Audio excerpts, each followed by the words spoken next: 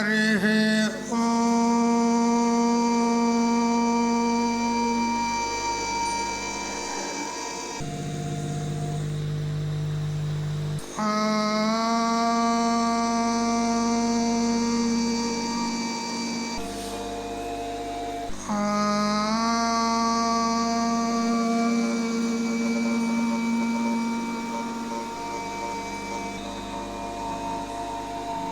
कृष्णं कमलपत्राक्षं पुण्यश्रवणकीर्तनं वासुदेवं जगद्योनिं नौमि नारायणं हरिं शङ्करं शङ्कराचार्यं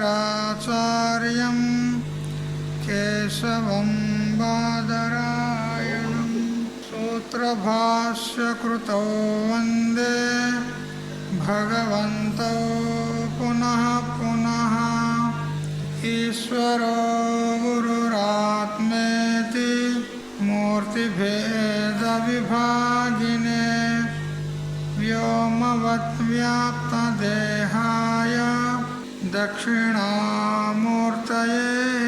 नमः।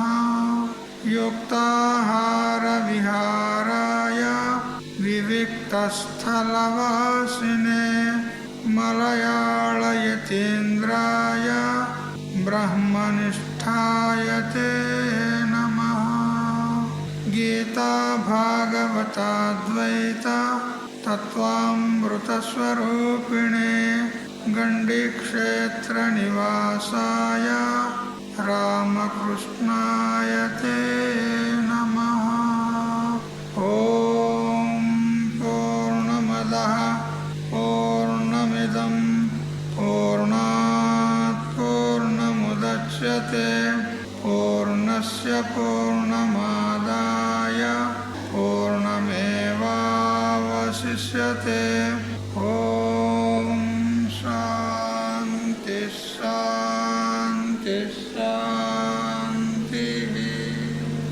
స్వాంత పరికల్పిత బ్రహ్మాండ అంతర్వర్తి సకల చరాచర ప్రాణికోట్ల యొక్క అసత్తు జడ మోహాత్మకమైనటువంటి సకల ఉపాధుల కంటే విలక్షణమై సత్తు చిత్తు ఆనంద రూపం చేత స్వయం ప్రకాశమానమై వెలుగొందుతున్నటువంటి ప్రత్యేక భిన్న పరమాత్మకు శాశ్వతంగా ప్రణమిల్లుతూ ఆత్మీయులారా, శ్రీమద్ భగవద్గీత 6వ అధ్యాయము ఆత్మ సంయమ యోగము, అందులో క్రమంగా 18వ శ్లోక పర్యంతం వచ్చాము. యదా వినియతం చిత్తం ఆత్మన్యేవావతిష్టతే నిస్పృహ సర్వకామేభ్యో యుక్త ఇత్యుచ్యతే తదా. యదా అంటే ఎప్పుడు, యదా తదా అనేటువంటి కాలవాచక శబ్దాలు. యదా అంటే ఎప్పుడు, తదా అంటే అప్పుడు. ఎప్పుడైతే చిత్తము నియమనం చేయబడి ఆత్మనియేవ అవతిష్టతే ఆత్మయందే స్థిరపడుతుందో తదా అప్పుడు అటువంటి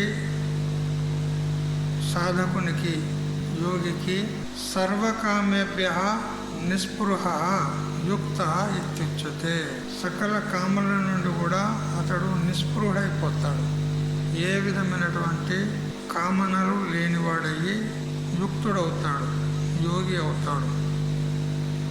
చిత్తము వృత్తిరహితమై ఆత్మలో నిలుస్తుంది.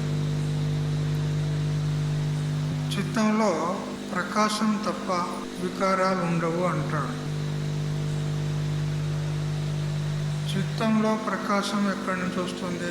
చిత్తం అయితే జడమున్నది, అది పంచభూతాల కార్యం ఉన్నది. చిత్తం అంటే అంతఃకరణం లేదా మనస్సు. పంచభూతాల యొక్క సమష్టి సత్వగుణ కార్యం ఉంది. మరి ఎప్పుడైతే భూతాల యొక్క కార్యమో, భూతాలు జడమైనప్పుడు చిత్తం కూడా జడమే కదా.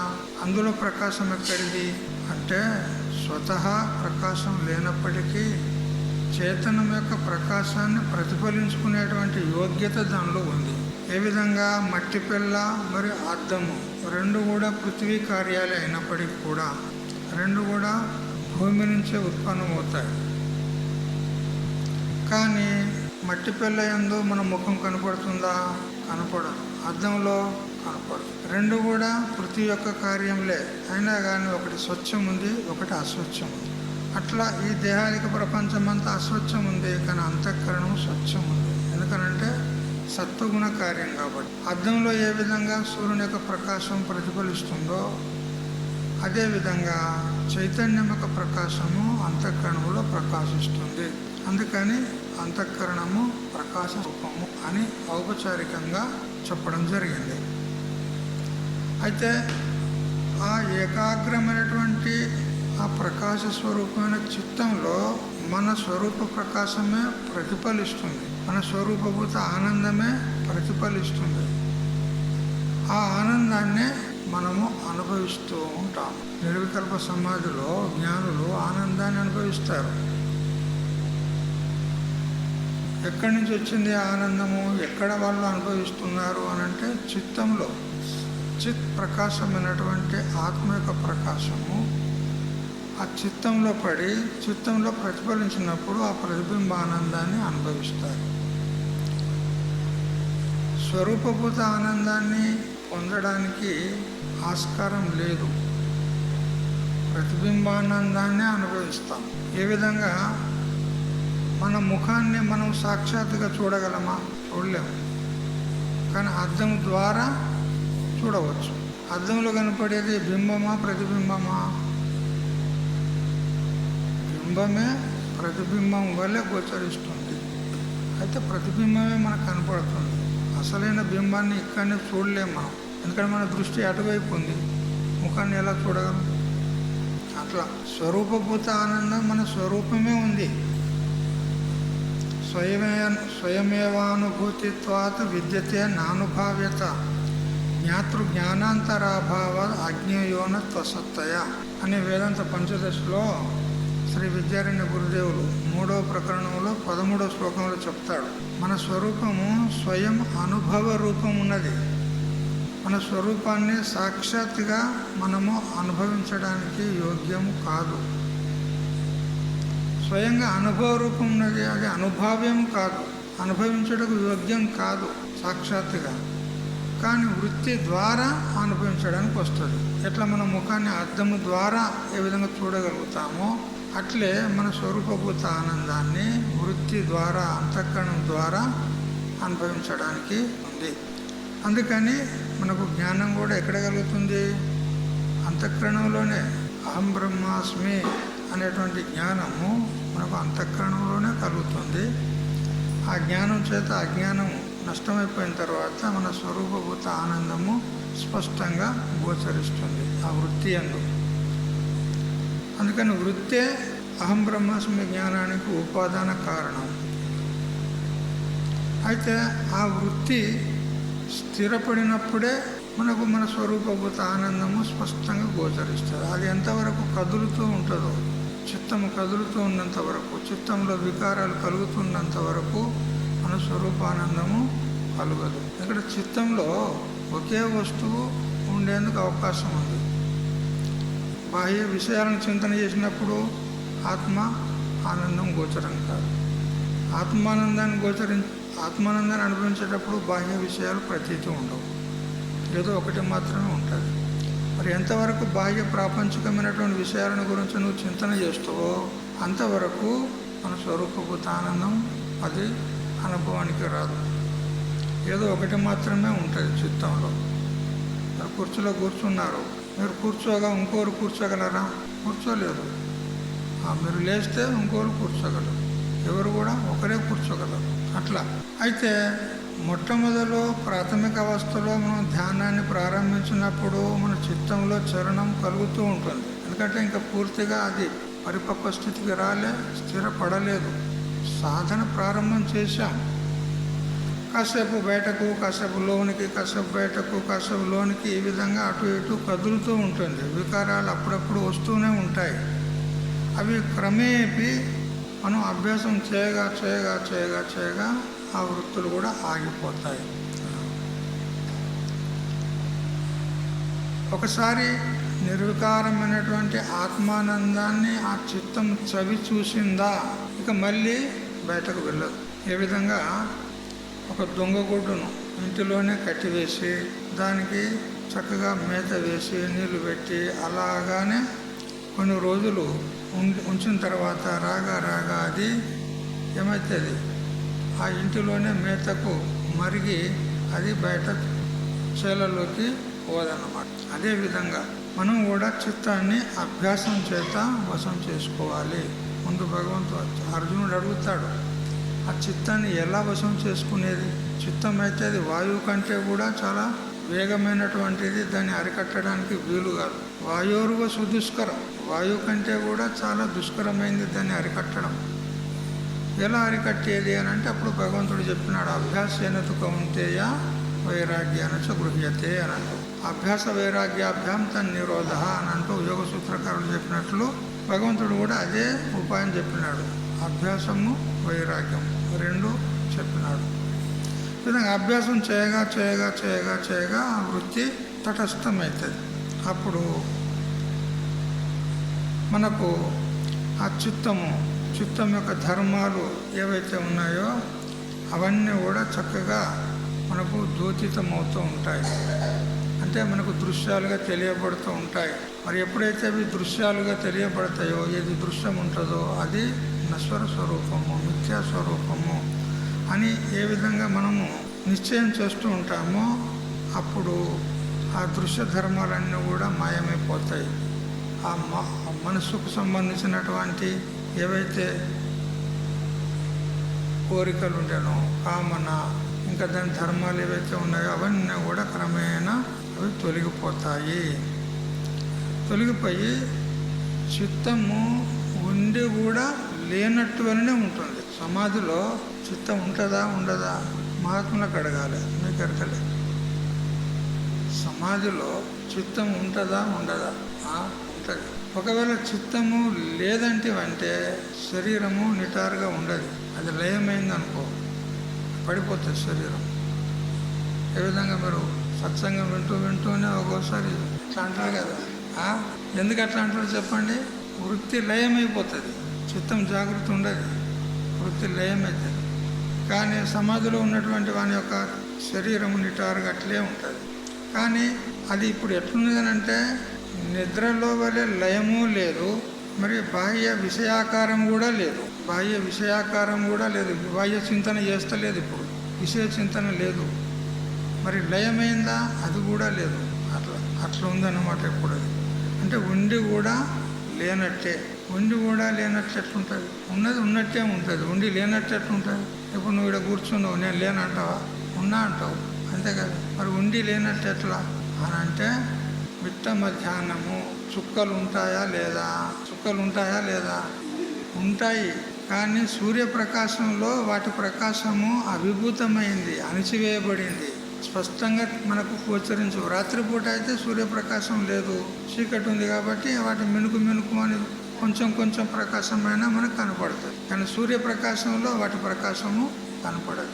ఇంతెందుకు సిటీలల్లో వీధి లైట్లు దినం పూట ఆఫ్ చేయరు, దినం పూట వెలుగుతూనే ఉంటాయి. కానీ ఆ వీధి లైట్ల యొక్క ప్రకాశం యొక్క ప్రభావం ఉంటుందా? ఏముండదు. మరి లేవా? వెలుగుతున్నాయి, ఉండి కూడా లేనట్టే.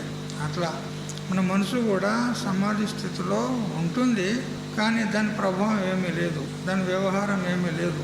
అది బాహ్య చింతన చేస్తలేదు, అది పూర్తిగా నిద్రలో వలె లయము కూడా లేదు, ఉండి కూడా లేనట్టు వలనే ఉంటుంది.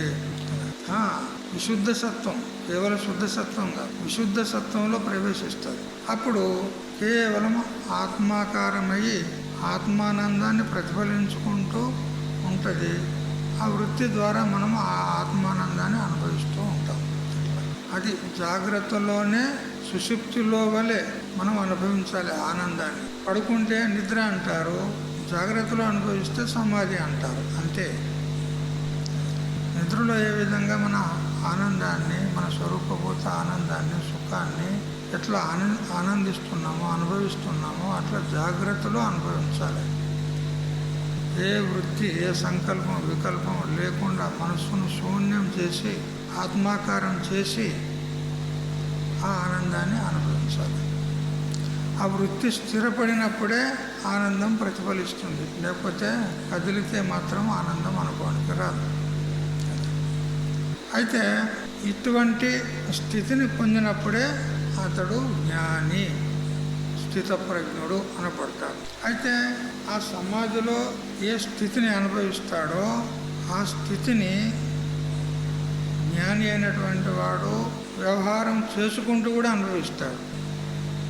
ఒకసారి ఆ అనుభవానికి వచ్చిందనుకో, ఇక అతనికి ఆ అనుభూతి విస్మృతి కాదు. వ్యవహారం చేసుకుంటూ కూడా తన స్వరూప స్థితిలో ఉంటాడు. దానికే జ్ఞానేశ్వర మహారాజ్ అంటాడు, చాలతా బోలతా సహజ సమాధి అంటాడు. నడుచుకుంటూ కూడా, మాట్లాడుకుంటూ కూడా, ఈ వ్యవహారాలు చేసుకుంటూ కూడా సహజంగా సమాధిలో ఉంటాడు మహాత్ముడు అంటాడు. ఎందుకని ఆయనది బాహ్య దృష్టి, నేత్ర దృష్టి విషయాల వైపు ఉంటుంది, వ్యక్తులు వస్తువుల వైపు ఉంటుంది. కానీ అతని అంతర్దృష్టి అది ఆత్మనే విషయం చేస్తూ ఉంటుంది. అందుకని ఎల్లప్పుడూ సహజ సమాధిలో ఉంటాడు. అయితే ఒకసారి సులభ అనేటువంటి బ్రహ్మవాదిని, మంచి మహాజ్ఞాని, విద్వాన్రాలు సులభ అనేటువంటి ఆమె ఉపనిషత్తులో వస్తుంది, బృహదారణ్యకంలో. ఆమె ఒకసారి జనక మహారాజు సభలోకి వచ్చారు. అయితే అప్పటికి జనక మహారాజు దేహంతో ఉండి కూడా విదేహి అనిపించుకున్నాడు. దేహంతో ఉండి రాసకార్యాలను చేస్తూ కూడా అతడు విదేహముక్తుడుగా పరిగణించబడుతున్నాడు, వ్యవహరింపబడుతున్నాడు. అది విని సులభ వచ్చింది. వచ్చి ఇతడు నిజంగా జ్ఞాని అయినా కాదా పరీక్ష చేసుకోవాలి. ఆమె యోగిని ఉండే, జ్ఞాని కూడా ఉండే.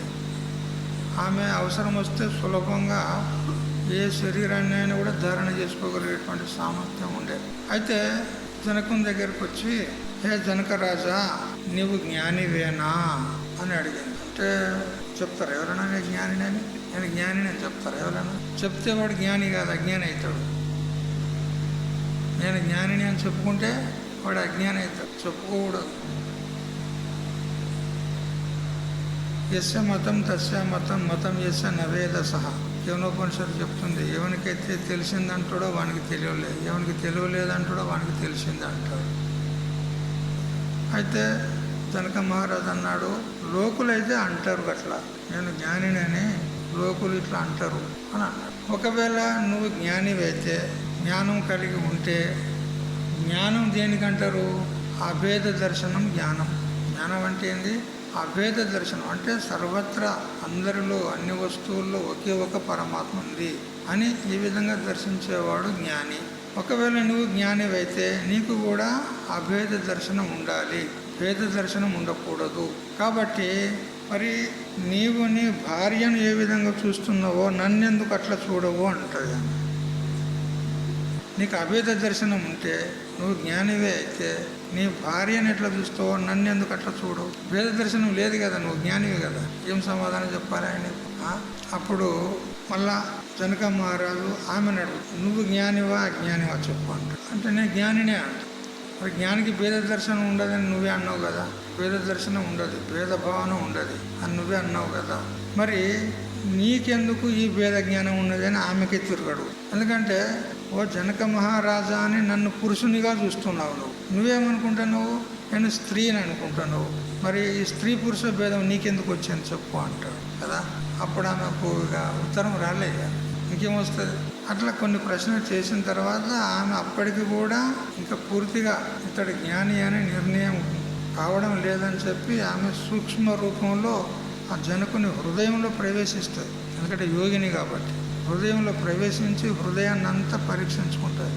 ఇతని హృదయంలో ఇంకా ఏమైనా కలత ఉందా, ఏమైనా కోరికలు ఉన్నాయా, ఏమైనా సంకల్ప వికల్పాలు ఉన్నాయా, ఏమైనా భేదభావన, రాగద్వేషాలు మొదలైనటువంటి ఉన్నాయా అని బాగా శోధించుకొని అప్పుడు నిర్ణయం తీసుకుంటే ఇతనిలో ఏ విధమైనటువంటి దోషం లేదు అని. ఇట్లా అంటే మనసు లోపల ఏ విధమైనటువంటి కల్మషం లేకుండా ఉంటేనే అతడు జ్ఞాని అనపడతాడు, యోగి అనపడతాడు. ఏవైనా కొద్దిగా కోరికలు ఉన్నాయో, కామన ఉన్నదంటే అతడు జ్ఞాని కాదు. అందుకే యదా సర్వే ప్రముచ్యంతే కామాయేషు హృది శ్రితాః ఆత్మర్త్యో అమృతో భవతి అత్ర బ్రహ్మ సమశ్నుతే అన్నట్టు కఠోపనిషత్తు చెప్తుంది. అదే విషయాన్ని భగవద్గీత కూడా 2వ అధ్యాయంలో 55వ శ్లోకంలో చెప్పినాడు. ప్రజహాతి యదా కామాన్ సర్వాన్ పార్థ మనోగతాన్ ఆత్మన్యేవాత్మనా తుష్ట స్థిత ప్రజ్ఞస్తదోచ్యతే. ఎప్పుడైతే తన మనసులో ఉన్నటువంటి కామనలన్నీ కూడా పూర్తిగా లేకుండా పోతాయో, తుడిచివేయబడతాయో, అప్పుడు అతడు స్థిత ప్రజ్ఞుడు అనపడతాడు అని చెప్తారు. కాబట్టి మరి అటువంటి స్థితి రావాలంటే మరి భగవంతుడు ఇంత దగ్గర ఇప్పుడు ఎన్ని సాధనాలు చెప్పాడు. ఆ సాధనాలన్నిటిని కూడా మనము పాలిస్తూ అసాధ్యమైనటువంటి ఆత్మతత్వాన్ని, మరి ఆత్మలో మనసును నిలుపుట అనేటువంటిది చేసినట్లయితేనే మనము ఆ స్థిత ప్రజ్ఞత్వాన్ని, జ్ఞానాన్ని పొందగలుగుతాము. అయితే ఆత్మయందు మనస్సు నిలకడగలిగింది, నిలబడింది, స్థిరపడింది అనుట ఎట్లు అనంటే దానికి భగవంతుడు 19వ శ్లోకాన్ని ప్రవృత్తం చేస్తున్నాడు. 19వ శ్లోకం చదవండి. యథా దీపో నివాతస్థో నేంగతే సోపమా స్మృత యోగినో యత చిత్తస్య యుంజతో యోగమాత్మనః. యత చిత్తస్య అంటే నియమింపబడినటువంటి చిత్తము గలవాడు ఎవరైతే ఉన్నాడో వాని యొక్క యోగం ఏదైతే ధ్యానం ఉన్నదో, యుంజత అంటే అభ్యసించేటువంటి వాడు, యోగాన్ని అభ్యసించేటువంటి యోగిన, యోగి యొక్క ఆ ఆత్మ ధ్యానం ఏదైతే ఉందో, ఆత్మనః అంటే మనస్సు, నివాతస్థ అంటే గాలి లేని చోట ఉండేటువంటి దీపము యథా ఏ ప్రకారంగా నా ఇంగతే అది చెలించకుండా ఉంటుందో, సా ఉపమా స్మృత అదే విధంగా ఇతని యొక్క చిత్తం ఉంటుంది అని చెప్పినాడు. ఏ విధంగా గాలి లేని చోట దీపము నిశ్చలంగా ఉంటుందో ఆ ప్రకారంగా తన మనసు నిశ్చలంగా ఉండాలి, కదలకుండా ఉండాలి. అప్పుడు అతడు యోగాన్ని సాధించినాడు అని తెలుసుకోవాలి. దీపం ముట్టించినాము, కిటికీలు తెరిచిపెట్టినాము, అప్పుడు దీపం స్థిరంగా ఉంటుందా? ఉండదు, కదులుతూ ఉంటుంది కదా. కానీ గాలి లేని చోట పెడితే గాలి లేని చోటు ఉన్నదా ఎక్కడైనా? గాలి లేని చోటు ఉన్నదా ఎక్కడైనా? గాలి లేకపోతే మనం ఎట్లా బ్రతుకుతాం? మనం నిశ్వాసాలు చేయాలన్నా లేదా? ఉండాలి గాలి. గాలి లేని చోటు అంటే దాని తాత్పర్యం ఏంది? నిశ్చలంగా ఉన్నటువంటి గాలి అని తెలుసుకోవాలి. కదలడం లేదు, గాలి యొక్క వేగం లేదు, స్థిరంగా ఉంది. ఎందుకంటే దీపం కూడా వెలగాలంటే దానికి ఆక్సిజన్ కావాలి కదా. మరి దీపం ముట్టించి దాని మీద ఒక గ్లాసును బోర్లించండి, లేదా ఒక స్టీల్దే ఒకటి పాత్రను బోర్లించండి. కాసేపట్లో అది ఆరిపోతుంది. ఎందుకు? దానికి ఆక్సిజన్ కావాలి. అట్లా మనం కూడా బ్రతకడానికి ఆక్సిజనే ప్రాణవాయువు. అయితే గాలి లేని చోట అంటే నిశ్చలంగా గాలి ఉన్న చోట అని తెలుసుకోవాలి. అటువంటి చోట దీపం ఏ విధంగా స్థిరంగా ఉంటుందో అదే విధంగా మన మనస్సు కూడా స్థిరంగా ఉండాలి అంటాడు. యోగి యొక్క చిత్తము గాలి లేని చోట దీపం వలె స్థిరంగా ఉంటుంది అని భగవంతుడు చెప్పాడు. స్థిరంగా ఉంటుంది అని అంటే ఒక కుండలాగా, కొండ, పర్వతము అవి స్థిరంగా ఉంటాయి కదా. ఆ విధంగా స్థిరంగా ఉంటుందా మనసు? దానికి ఎప్పుడు కూడా చలనం లేదు. దేనికి? కొండకు కానీ పర్వతానికి కానీ ఎప్పుడు కూడా చలనం లేదు. అది ఎప్పుడు స్థిరంగానే ఉంటుంది. కానీ మనసు అట్లా కాదు. పూర్వము చలనావస్థలో ఉండి అది అభ్యాస బలం చేత స్థిరపడింది. అందుకని దీప దృష్టాంతం ఇచ్చినాడు. లేకపోతే స్థిరంగా ఉండాలంటే కొండ దృష్టాంతం ఎందుకు ఇలా భగవంతుడు ఇక్కడ అంటే దీపం కదులుతుంది గాలికి. అయితే దానికి సరి అయినటువంటి ఆ వాతావరణం ఏర్పరిచి కదలకుండా కిటికీలు వగైరా అన్నీ మూసి దాన్ని ఎట్లా మనం స్థిరపరుస్తామో అప్పుడు అది ఎట్లా స్థిరంగా ఉంటుందో అట్లా మన మనసు కూడా మొదలు దాని అవస్థ ఎట్లా ఉన్నది? కదులుతుంది, విషయాలను చింతన చేస్తుంది, సంకల్పాలు, వికల్పాలు, కోరికలు ఇవన్నీ ఉంటాయి మనసులో. అయితే ఉండి కూడా దాన్ని అభ్యాస బలం చేత, వైరాగ్యం చేత దాన్ని మనము స్థిరపరుస్తాము. అందుకని దీప దృష్టాంతం ఇచ్చినాడు ఇక్కడ. అయితే చిత్తం జడ వస్తువే కదా, దానిలో ప్రకాశం ఎక్కడిది అని అంటే అది అద్దం వల్లే సూక్ష్మ వస్తువును ఏ విధంగా సూర్యప్రకాశాన్ని అది తీసుకొని ఏ విధంగా మళ్ళీ ప్రకాశాన్ని ఇస్తుందో అట్లా ఈ మన అంతఃకరణం కూడా అది శుద్ధ సత్వగుణ కార్యం కాబట్టి అది ఆత్మ యొక్క ప్రకాశాన్ని తీసుకొని మరియు విషయాలను కూడా ప్రకాశిస్తుంది. అందుకని ప్రకాశ స్వరూపము అని చెప్పినాము. అయితే చిత్తములో ఏ విధమైనటువంటి సంకల్ప వికల్పాలు లేకుండా నిశ్చలంగా ఉంటే అది అసంప్రజ్ఞాత సమాధి అని లేదా నిర్వికల్ప సమాధి అని అంటారు. ఒకవేళ విషయ చింతన లేకున్నా కానీ ఆత్మచింతన కూడా చేస్తున్నాం అనుకో మనం, అప్పుడు వృత్తి స్థిరం ఉంటుందా అస్థిరం ఉంటుందా? విషయ చింతన లేదు, బాహ్య చింతన ఏమీ లేదు, కానీ ఆత్మచింతన చేస్తున్నాం. నేను కూటస్థుని, నేను సాక్షిని, నేను సద్రూపుణ్ణి, నేను చిద్రూపుణ్ణి, నేను ఆనంద రూపుణ్ణి అని ఈ విధంగా ఆత్మచింతన చేస్తూ ఉన్నాం. అప్పుడు వృత్తి స్థిరం ఉన్నట్ట, నిశ్చలంగా ఉన్నట్ట, చంచలంగా ఉన్నట్ట? చంచలమే ఉన్నది. ఆత్మచింతన చేసేటప్పుడు కూడా చంచలమే, కానీ ఒక దశలో ఆ ఆత్మచింతన కూడా ఆగిపోవాలి. అది కూడా ఆగిపోయి కేవలం ధ్యేయాకారం కావాలి. ఏ ఆత్మచింతన అయితే మనం ఇంతదనగా చేసుకుంటూ వచ్చామో ఆ ఆత్మసాత్ కావాలి, ఆత్మస్వరూపం కావాలి. చిత్తం అవుతుందా లేదా? అవుతుందా లేదా? అవుతుంది. కాకపోతే మరి ఈ గ్రంథం ఎందుకు, భగవంతుడు ఎందుకు చెప్తున్నాడు? అవుతుంది. చింతన చేయగా చేయగా చేయగా చేయగా తదాకారం అవుతుంది. ఇక్కడ భ్రమరకీటక న్యాయం చెప్తారు మహాత్ములు కదా. ఒక పురుగును ఆ తుమ్మెద తీసుకొచ్చి ఆ గూట్లో పెట్టి దాన్ని ఒకసారి ఇలా పొడిచి ఆ గూడు మిసిన తర్వాత ఆ పురుగుకు ఎప్పటికీ ఆ కీటకం యొక్క ఆ భ్రమరం యొక్క ధ్యానమే అవుతుంటుంది. అట్లా భ్రమరం యొక్క ధ్యానం చేస్తూ చేస్తూ చేస్తూ కొన్నాళ్ళకు అది భ్రమరమే అవుతుందంట స్వయంగా. ఆ న్యాయం చెప్తారు ఇక్కడ. అదేవిధంగా ఆత్మచింతన చేస్తూ ఆత్మ ధ్యానం చేస్తూ చేస్తూ చేస్తూ ఆత్మాకారమే అయిపోవాలి. అట్లా అవుతుందా అంటే అవుతుంది. అది మహాత్ములకు అనుభవం ఉన్నది, మనకు అనుభవం లేకపోతే. మహాత్ములకు అనుభవం ఉన్నది, శాస్త్రం చెప్తూ ఉన్నది కదా. ఎవరైనా ఏదైనా వాళ్ళకు అత్యంత ప్రీతికరమైనటువంటి వస్తువును, ఒక వ్యక్తిను, అతని గురించి చింతన చేస్తూ చేస్తూ చేస్తూ చేస్తూ చేస్తూ వృత్తి తదాకారం అయిపోతుంది. ఎవరైనా పిలిస్తే కూడా మాట్లాడరు వాళ్ళు, వాళ్ళకి వినపడది. మనం పిలిస్తే వాళ్ళకి వినపడది. ఎందుకు? వాళ్ళ మనసు వేరే ధ్యానంలో ఉంది. ఆ వ్యక్తి లేదా ఆ వస్తువే, ఆ తదాకారమే ఆ వస్తువే కనపడుతుంది అతనికి. వేరే వాళ్ళు పిలిస్తే కూడా మాట్లాడరు. తదాకారం అయిందా లేదా? అవుతుంది అసలు అంటారు కదా. ఎవరా పిలిస్తే మాట్లాడతలేవు, పరధ్యానంలో ఉన్నవా అంటారు. పరధ్యానంలో ఉన్నవా అంటే దేన్నో ధ్యానం చేస్తున్నాడు వాళ్ళు లోపల అంటే అట్లా అయిపోతుంది అన్నమాట వృత్తి. మరి ఇక అనాత్మ విషయాల గురించి వృత్తి గట్ల అయిపోతే ఆత్మ విషయం గురించి ఎందుకు కాదు? ఆత్మాకారం ఎందుకు కాదు? అవుతుంది తప్పకుండా. ధ్యానం నిర్విషయం మనః అని శాస్త్రం చెప్తుంది. ధ్యానం అంటే ఏంది? మనస్సు నిర్విషయం ఒకటయ్యే ధ్యానం, మరేం కాదు. మనస్సు లేకుండా ఉండడం ధ్యానం కాదు. మనస్సు ఉంటుంది, కానీ మనస్సు నిర్విషయంగా ఉంటుంది. అంటే ఏ విషయానికి సంబంధించిన సంకల్ప వికల్పాలు ఉండవు. అదే ధ్యానం అంటారు. దానికే ప్రక్రియ గ్రంథాల్లో ఒక లక్షణం చేసినారు. अनात्माकार वृत्ति को त्याग करके व्यवधान रहित आत्माकार वृत्ति की स्थिति ही निधिध्यासन कहिए है.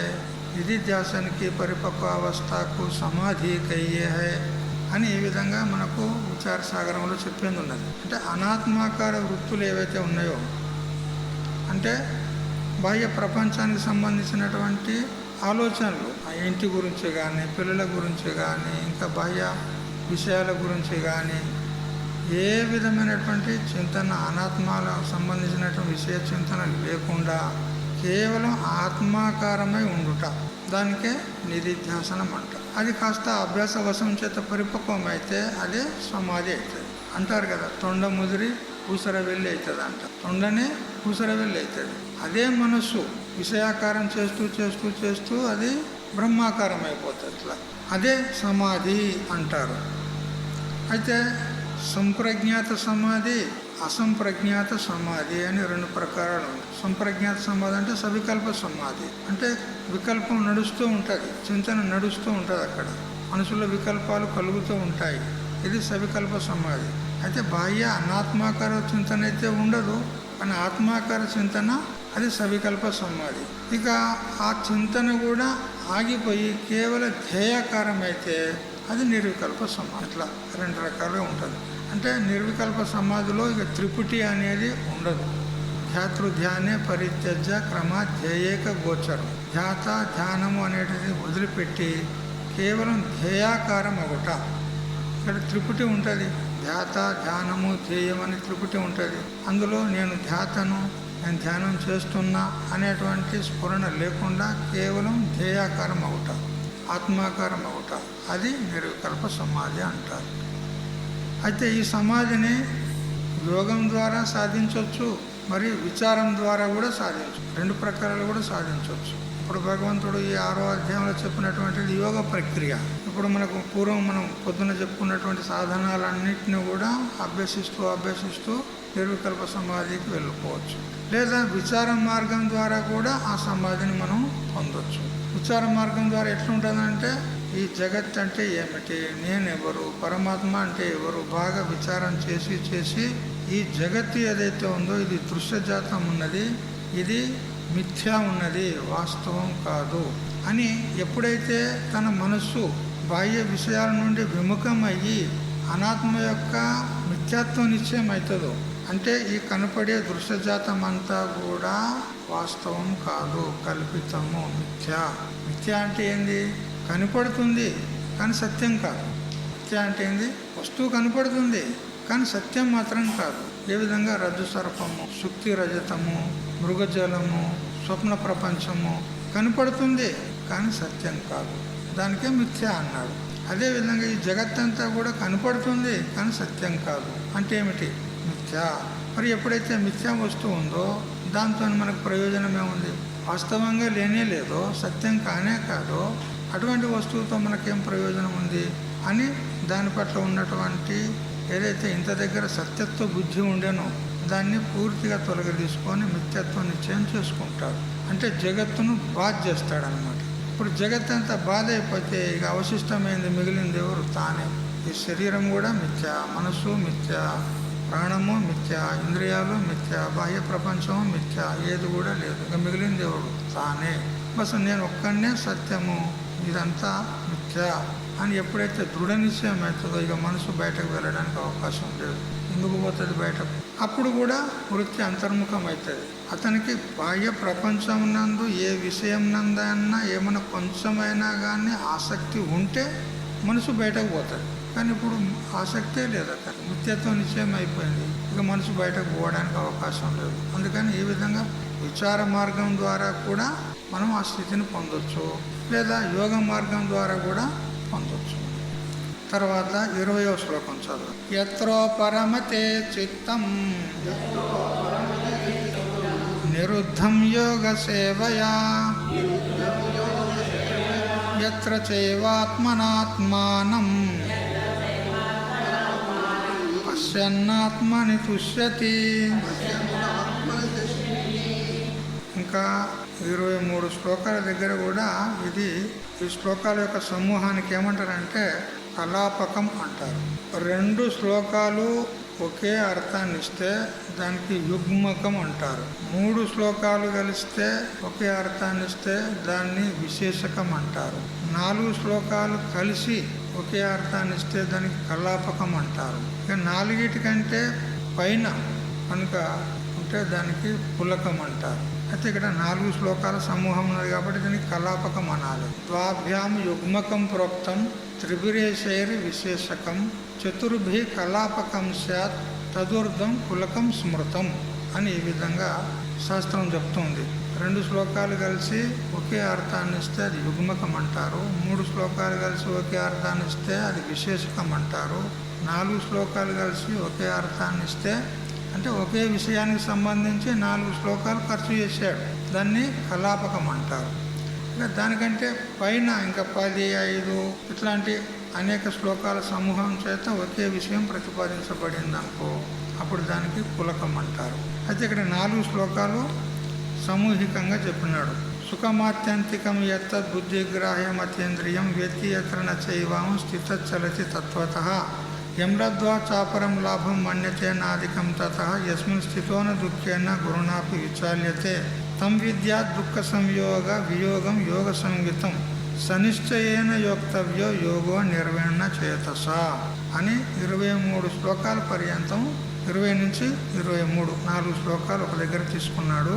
వీటి యొక్క సామూహిక అర్థం ఎత్ర అంటే ఎచ్చటనైతే అంటే ఏ కాలం నందైతే చిత్తము యోగ సేవయ తన మనస్సు యోగానుష్ఠానం చేత నిరుద్ధం అంటే నిగ్రహింపబడినదై ఉపరమతే పరమాత్మ యందు విశ్రాంతి పొందుతున్నదో, మరియు ఎత్ర ఏ కాలం నందైతే ఆ యోగి యొక్క ఆత్మన అంటే పరిశుద్ధమైనటువంటి మనస్సు చేత ఆత్మానం అంటే పరమాత్మను ఆత్మని ఏవ తనయందే పశ్యన్ దర్శించుచు తుష్యతి ఆనందించుచున్నాడో, మరియు బుద్ధిగ్రాహ్యం అంటే పరిశుద్ధమైనటువంటి బుద్ధి చేత తెలియదగినటియు అతీంద్రియం ఇంద్రియాలకు గోచరం కానటువంటిది మరియు ఆత్యంతికం అంటే అంతం లేనటువంటిది అయిన ఏ సుఖం ఉన్నదో ఆ సుఖమును ఎప్పుడైతే అతడు తెలుసుకుంటాడో అనుభవిస్తాడో అయం యోగి అంటే ఆ యోగి స్థిత అంటే ఆత్మస్వరూపమునందు స్థిరముగా ఉన్నవాడై తత్వత అంటే యథార్థ స్వరూపం నుండి నైవ చలతి అతడు చెలించడు. మరియు ఇంతేకాకుండా ఏ ఆత్మసుఖమును అతడు పొంది మరి ఇతరమైనటువంటి సుఖము దానికంటే అధికమైనదిగా భావించడో, మరి ఏ ఆత్మసుఖం నందైతే అతడు స్థిరపడి ఉంటాడో అతడు ఎంత గొప్ప దుఃఖం వచ్చి మీద పడినా అతడు చెల్లించడు అంటాడు.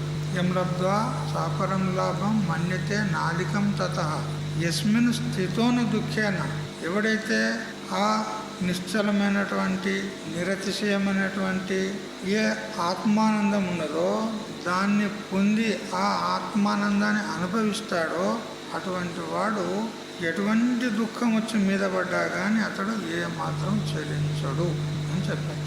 మరియు దుఃఖ సంయోగ వియోగం దుఃఖ సంబంధం యొక్క వియోగం అంటే దుఃఖ సంబంధం లేనటువంటి తమ్ ఆత్మసుఖం అటువంటి ఆత్మసుఖాన్ని ఏమంటారంటే యోగ సంగీతం, దానికే యోగం అని పేరుంటుంది అని ఈ విధంగా విద్యార్థి తెలుసుకోవాలి.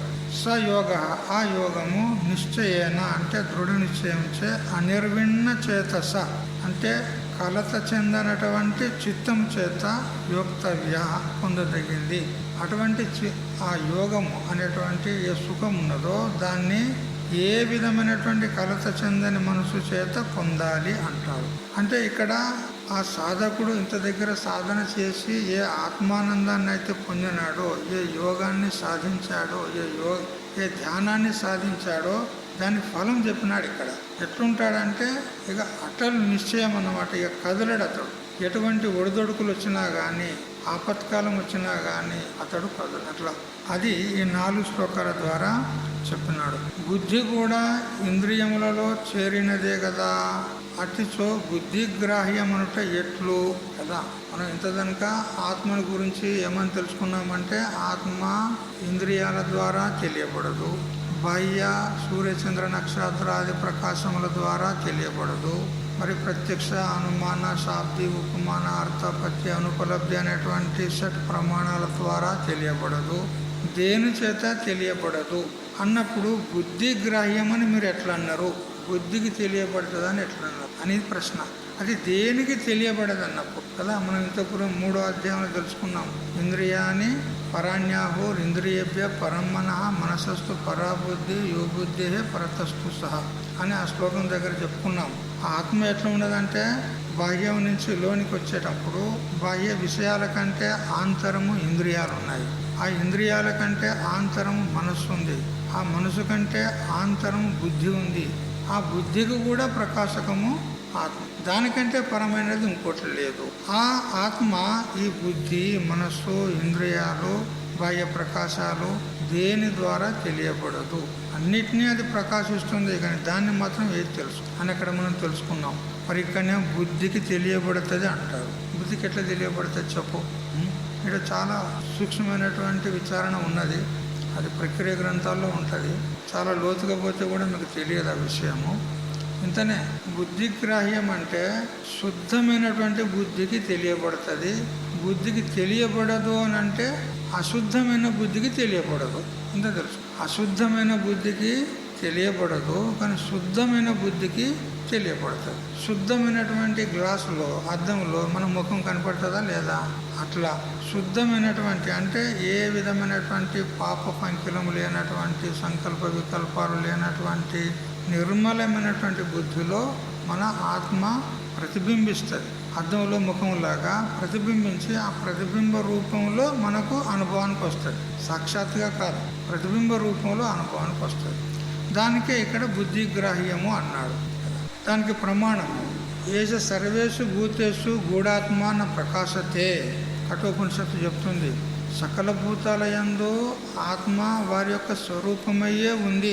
అందరి యొక్క స్వరూపమయ్యే ఉంది ఆత్మ, కానీ తెలియబడదు. అందరూ ఆత్మరూపులే, కానీ నేను ఆత్మనని తెలుసుకుంటలేరు. వారు స్వయంగా వారే, కానీ తెలుసుకుంటలేరు.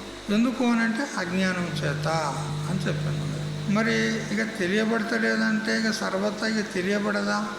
మరి ఇప్పుడు ఆ శుద్ధమైనటువంటి ఆత్మస్వరూపాన్ని విస్మరించి నేను జీవుని, నేను కర్తను, నేను భోక్తను, నేను సుఖిని దుఃఖిని అని ఏ విధంగానే ఇతడు కొట్టుమిట్టాడవలసిందేనా అంటే అట్లా కూడా కాదు.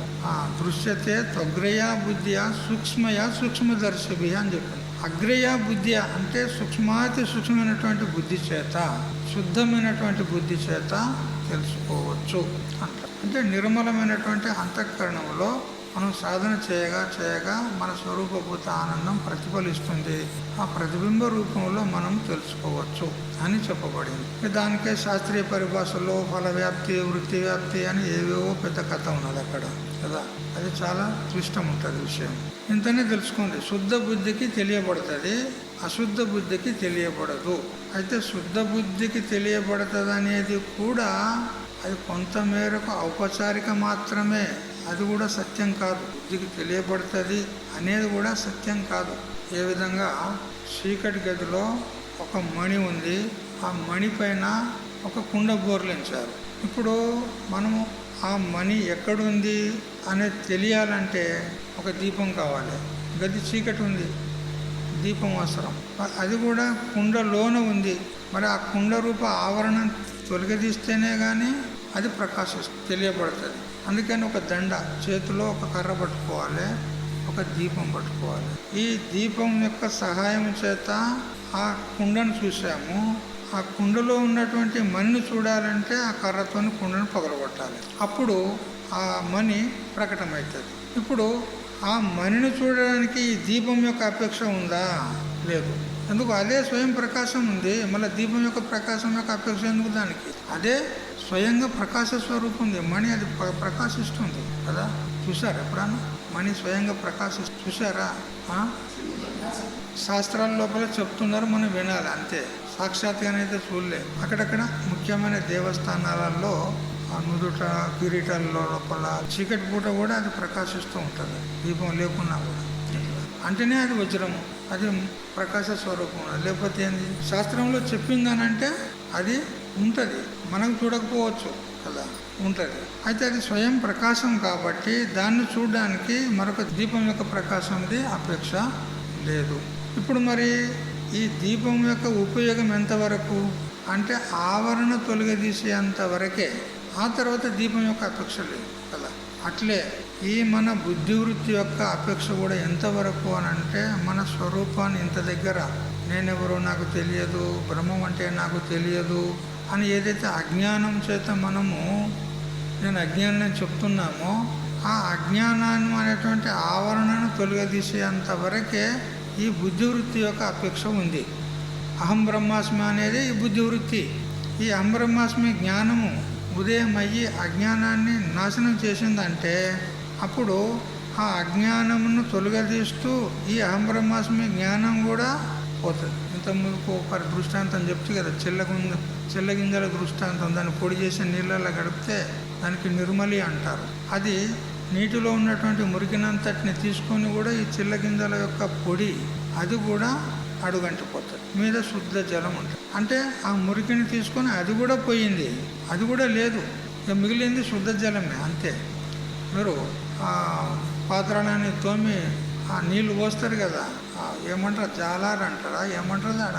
ఇప్పుడు ఆడ కట్టిండ్రు కదా, బయట కట్టిండ్రు కదా, ఆడ మీరు అన్నీ సాపు చేస్తారు కదా సఫాయి, ఏమంటారు దానికి కుండి ఏమంటారు ఏదో అంటారు కదా.